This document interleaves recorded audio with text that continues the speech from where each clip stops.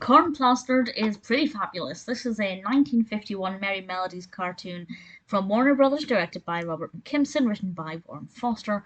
And needless to say, we have Mel Blanc voicing one of the characters. He voices the farmer. And we also have Pat Patrick voicing the Beanie-Capped crow. This is a pretty simple premise that I think is beautifully executed. We have this crow he sings this delightful little song about how the scarecrow can't scare the crow, and he's determined to enjoy the corn that's in the cornfield. The farmer comes along and will do anything he can to try and kill this crow and get rid of this crow. He starts off with simple techniques like using a gun, and things escalate from there. It does get very unrealistic, which is completely expected. You know, this is from a production company who use things like TNT in their animations. So, needless to say, the farmer takes some pretty drastic measures. And the crow's behaviour, the crow's responses to all this, I just loved.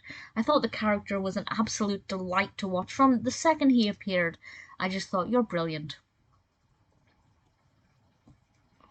He's a very well written character, and the voice acting here is brilliant. I just love the tone of voice that he has. He's very self assured.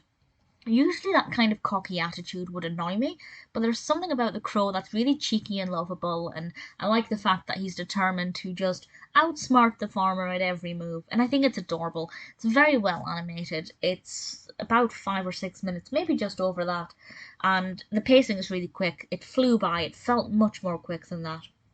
I really enjoyed the character of the crow.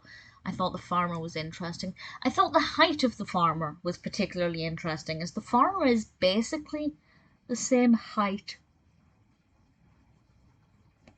as the crow, which I thought worked really well. I'm not sure why that decision was made. I'm going to assume it was made simply so that they could have both the farmer and the crow in the foreground without needing to worry about vast landscapes. They could do a lot of close ups with both of them fully in the frame because they're very similar in height.